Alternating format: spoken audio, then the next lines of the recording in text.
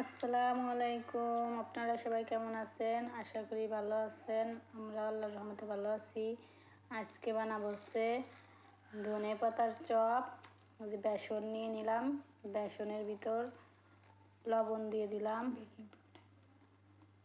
লবণ দেবো একটু, সামান্য একটু বেকিং পাউডার দিছি। এবার দিলাম লাল মরিচের গুঁড়ো, লবণ আর ধনে পাতা আগে কেটে ধুয়ে পরিষ্কার করে রেখে দিয়েছি। এবার পানি দিয়ে ব্যাটারটা গুলায় নেব।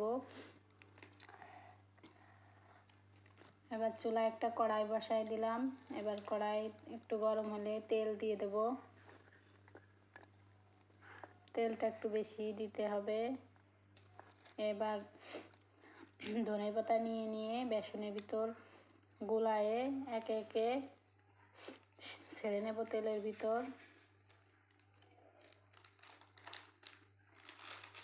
এবার তেলের ভিতর দিয়ে দিলাম। এই চপটা খেতে কিন্তু খুব ভালো লাগে। কে কে খেয়েছেন অবশ্যই আমাদের জানাবেন।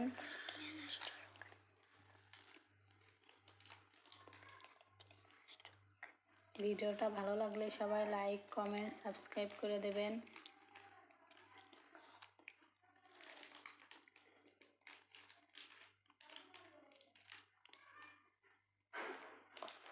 চপটা দেখতে একবার চিংড়ি মাছের মতোই লাগতেছে, খেতেও খুব সুন্দর লাগে। কে কে খেয়েছেন অবশ্যই আমাদের জানাবেন। ধনে পাতা না খেলেও এই চপটা বানাই খাবেন, অবশ্যই ভালো লাগবে।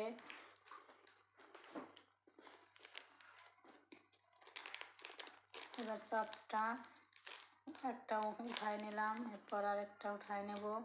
লাল লাল করে মুচমুচে এভাবে ভেজে নেবেন।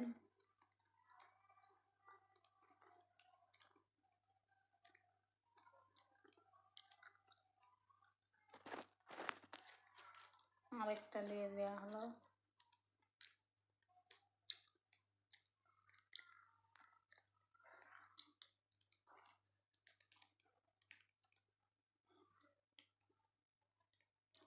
আস্তে লো ফ্লেম দিয়ে ভাজতে হবে, ভিতরে আবার কাঁচা থেকে যেতে পারে।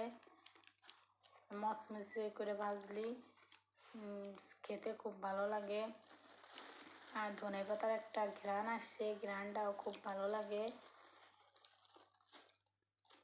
অল্প করেই বানায় নেব, সন্ধ্যার নাস্তা, এজন্য বেশির দরকার নেই। অল্প কয়েকটা বানায় নিলাম। ভিডিওটা ভালো লাগলে অবশ্যই সবাই সাবস্ক্রাইব করবেন। ভাজা হয়ে গেছে, এবার সবাই টেস্ট করে দেখবে। এই যে হচ্ছে আমার মেয়ে, এই যে আমার ননদ।